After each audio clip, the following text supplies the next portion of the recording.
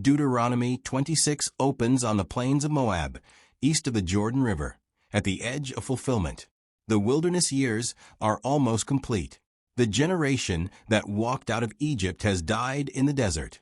Their children now stand ready to enter the land promised to Abraham, Isaac, and Jacob. Moses speaks to a people shaped by scarcity and movement.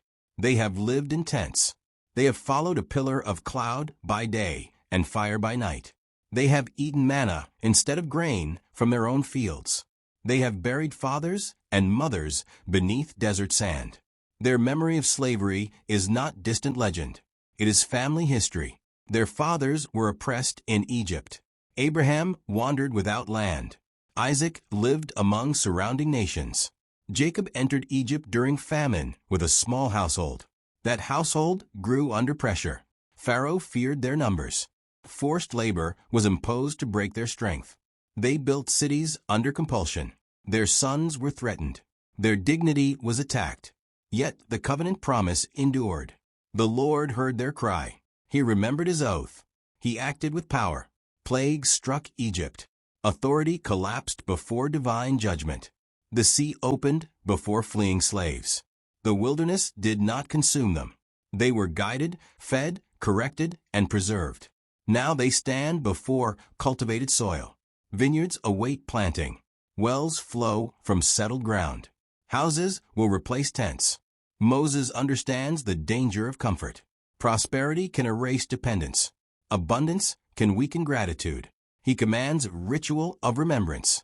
When they harvest their first crops, they must bring the first portion to the Lord.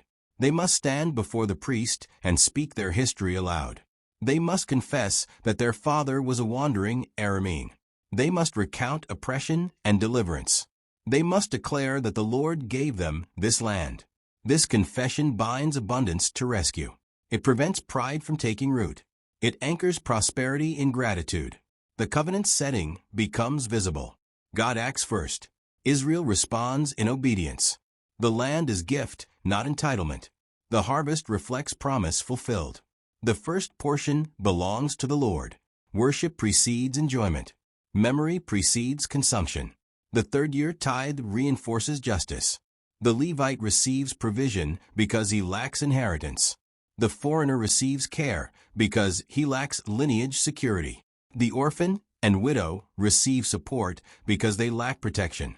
Covenant loyalty structures economic life. Holiness defines their order. Responsibility extends beyond personal gain. Covenant identity shapes daily practice. They are declared a treasured possession. They pledge obedience to his commands. He promises distinction among nations if they remain faithful. Obedience stabilizes inheritance. Societal formation grows from these patterns. Memory guards humility. Generosity guards justice. Worship guards purity. Children will hear this confession each harvest season. They will learn that strength began in weakness and rescue. Generational continuity depends on spoken truth. Identity is preserved through disciplined remembrance. As they approach the Jordan, they carry gratitude and obligation into the land. Their future depends on covenant faithfulness. Deuteronomy 27 unfolds as Israel prepares to formalize covenant identity inside the land. The Jordan crossing will change geography, but covenant allegiance must anchor settlement. Moses commands large stones to be set up on Mount Ebal. These stones must be coated and inscribed with the words of the law. The covenant stands visible. It is not hidden in memory alone. Every tribe must see it. Every generation must read it. Mount Ebal and Mount Gerizim face one another across a valley suited for proclamation. Half the tribes stand on one mountain. Half stand on the other. The Levites speak from the center. Sound carries across stone slopes. The arrangement unites the nation in shared hearing. Covenant identity is communal. No tribe stands outside the word. An altar of uncut stones is built. No iron tool shapes its surface. Worship must not magnify human skill.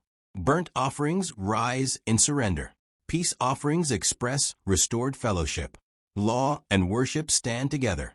Devotion produces obedience. Obedience expresses devotion. The Levites proclaim warnings against hidden wrongdoing, idolatry concealed in secrecy, dishonor toward parents, moving boundary markers to steal land, exploiting the blind, corrupting justice for the vulnerable, sexual immorality hidden from sight, violence committed without witnesses, bribes accepted for injustice. Each declaration exposes concealed rebellion. Each warning reveals that holiness reaches beyond public image. The people respond in agreement. They accept responsibility. Covenant accountability becomes shared obligation. Law shapes national conscience. The covenant setting clarifies that holiness governs visible and hidden conduct. The Lord is holy and just. His people must reflect His character. Order protects dignity. Justice preserves life. Covenant identity demands moral clarity. Secret corruption erodes society. Integrity sustains stability. This ceremony forms foundations for societal structure. Written law shapes governance. Public proclamation shapes memory. Shared affirmation shapes unity. Generations will remember the mountains as witnesses. They will know covenant required public allegiance. Stability rests on obedience. Holiness sustains inheritance. Identity is shaped through collective commitment to divine law.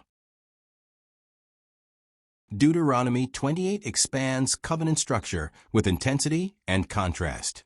Moses addresses Israel before they cross the Jordan.